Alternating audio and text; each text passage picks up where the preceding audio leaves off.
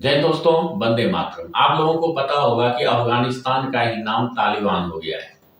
तालिबान मतलब होता ये है कि सबसे ज्यादा जो तालीम लिया हुआ आदमी होता है वो जहां रहता है उसे तालिबान कहते हैं। जी हाँ भाइयों। और तालीम कहाँ पे दिया जाता है? सबसे ज्यादा भारत के अंदर देवबंद एक संस्था है, वहां पे दिया जाता है। जितना भी आतंकवादी संगठन है वर्ल्ड में, यहाँ तक कि तालिबान हो चाहे कोई भी हो, बड़े बड़े आईएस हो क्यों ना हो, सब देवबंद से निकला हुआ होता है। इनके लीडर का कहीं ना कहीं से कनेक्शन भारत के देवबंद से होता है। अभी जो आया था अमीर खान मुत्ताकी, जो तालिबान का विदेश मंत्री था, तो वो आया क्यों था भारत और देवबंद क्यों गया वो? इसका मंशा बहुत तेज था। लेकिन मैं पहले आपको बता दूं भाइयों कि भारत का अहम रोल अभी किरदार नजर आ रहा है। पूरे वर्ल्ड में भारत का ही चर्चा है। अभी अफगानिस्तान, तालिबान और पाकिस्तान का युद्ध शुरू हो गया है, जिसमें कि पाकिस्तान ने काफी जगह पे जो है तालिबान के शहर में बमबारी करवाया है फाइटर जेट से। लेकिन तालिबान भी चुप रहने वालों में से नहीं है। इनके काफी सैनिकों को मार दिया है और पूरे टैंक को बॉर्डर पे उतार दिया है। दोनों में घमासान हो रहा है और पाकिस्तान के जितने भी नेता हैं वो विदेशों में जाके, यहाँ तक कि अमेरिका तक जाके ये फैला रहा है और ये चर्चा कर रहा है कि ये जो जितना भी ये युद्ध हो रहा है अफगानिस्तान और पाकिस्तान का, ये दिल्ली में बैठे हुए कुछ हुक्मरानों के द्वारा कराया जा रहा है। लेकिन प्रॉब्लम यहाँ है कि हो सकता है इसमें कुछ सच्चाई भी हो, क्योंकि दोस्त जो भी, एक देश दूसरे दोस्त का दोस्त होता है तो वो आपस में समझौता करता ही है, एक दूसरे का साथ देता है। जैसे भारत और पाकिस्तान का युद्ध हुआ था तो उसमें तुर्की तुरंत एक्शन में आया था और पाकिस्तान को हजारों ड्रोन दे दिया था भारत के विरोध में। लेकिन वो उसने प्रत्यक्ष रूप से दिया था। हम प्रत्यक्ष रूप से नहीं कर सकते किसी का मदद। क्यों? क्योंकि मैं आपको एक जानकारी नहीं होगा कि अफगानिस्तान उर्फ तालिबान का कोई भी नेता अगर किसी भी देश में जाता है तो उसको सबसे पहले यूएनओ से आदेश लेना पड़ता है। अगर यूएनओ आदेश नहीं देगा तो अफगानिस्तान का कोई भी नेता जो है किसी भी देश में नहीं जा सकता है। क्यों?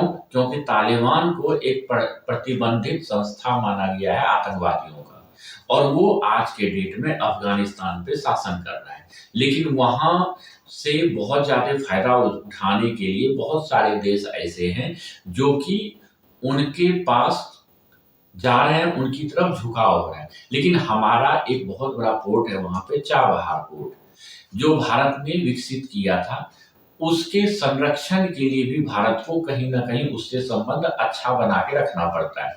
और दुश्मन का दुश्मन जो होता है दोस्त होता है, ये तो आप जानते ही होंगे। तो पाकिस्तान से हमारी दुश्मनी चल रही है और अफगानिस्तान का साथ मिल रहा है। तो एक अप्रत्यक्ष रूप से नहीं कह सकते हैं, प्रत्यक्ष रूप से भी भारत अफगानिस्तान का साथ दे रहा है, इसमें नो डाउट है। लेकिन प्रॉब्लम यहां आ रहा है कि अफगानिस्तान के बड़े बड़े जो लीडर हैं वो सभी के सभी भारत में आके प्राइम मिनिस्टर से मिलना चाह रहे हैं। और देवबंद में जाके इनका जो मौलाना था विदेश मंत्री, इन्होंने आके वहां से मैसेज क्या दिया? एक्चुअली ये आए थे कि 2-3 कारण से भारत को मनाने के लिए, कि आप सबसे पहला इनका टारगेट था कि पहले हम ब्रह्मोस के लिए बात करेंगे कि आपको जितना पैसा लेना है आप लीजिए, जिस करेंसी में लेना है आप लीजिए। आपको अगर इंडियन रुपया में लेना है इंडियन रुपया में लीजिए, चाहे आप डॉलर में लेना है डॉलर में लीजिए, लेकिन हमें आप ब्रह्मोस दे दीजिए जो कि हम पाकिस्तान के विरोध में उपयोग करेंगे। और थोड़ा ऐसा कहा जा रहा है कि 1-2 पीस, 50 पीस नहीं, ये लगभग 200 से 1000 पीस तक के लिए तैयार हैं लेने के लिए। लेकिन भारत का भी एक हद होता है, हर चीज का एक सीमा होता है। अगर कुछ ज्यादा ही आप किसी दोस्त का हेल्प कर दोगे तो वो आप ही का वैल्यू खत्म कर देगा। और वो भी जो आपकी सबसे बड़ी शक्ति है, वो अगर आप किसी को दे रहे हो, जबकि बहुत सारे दुनिया के ऐसे देश हैं जो कि पहले से आपकी कतार में लगा हुआ है, आप उसको नहीं दे रहे हैं और एकदम से एक देश आया, उसका विदेश मंत्री और उस पे हस्ताक्षर करा के चला गया। तो उससे क्या होगा कि वर्ल्ड में बाकी देश जो कतार में लगा हुआ है, जो हमारे से एयर डिफेंस ले रहा है और बाकी छोटे-छोटे रॉकेट मिसाइल वगैरह ले रहा है, वो सब हमसे रूठ जाएगा और सब डील कैंसल करा देगा। लेकिन जो विदेश मंत्री आया था, वो अकेला ब्रह्मोस के लिए नहीं आया था। उन्हें डिफेंस सिस्टम भी चाहिए जो कि अभी-अभी भारत ने इजाद किया है, मतलब बनाया है, जो कि S-400 को के बराबर अपने आप को क्षमता रख रहा है, लेकिन उसकी इतनी कम कॉस्ट है, जो कि अफ़गानिस्तान कभी भी उसको खरीद सकता है। एक तो सबसे पहले उस डील के लिए आया था और दूसरा उनको काफ़ी रॉकेट वगैरह चाहिए था, जिसके लिए वो भारत पे नज़र रख रहा है। और पाकिस्तान जो है, इस कारण से भी पूरे वर्ल्ड में फैला रहा है कि कहीं हम अगर एक्टिव नहीं हुए, पूरे बड़े-बड़े देशों से अगर भारत पे दबाव नहीं दिलवाए, कहीं भारत ब्रह्मोस ना दे दे, एयर डिफेंस सिस्टम ना दे दे या तेजस जो एयरक्राफ्ट है वो ना दे दे। जी हाँ भाइयों, उनका जो अफ़गानिस्तान सरकार की तरफ से बोला गया था, उस पे कुछ चीज़ पे भारत एग्री भी है कि हम आपको डिफेंस सिस्टम पहले देते हैं, उसके बाद हम आपको धीरे-धीरे हम आपको ताकतवर बनाएँगे, क्योंकि आप एकदम से ब्रह्मोस ले लोगे, लेकिन उसका मेन है ब्रह्मोस लेना बड़ी बात नहीं है, ब्रह्मोस का रक्षा करना बहुत बड़ी बात है।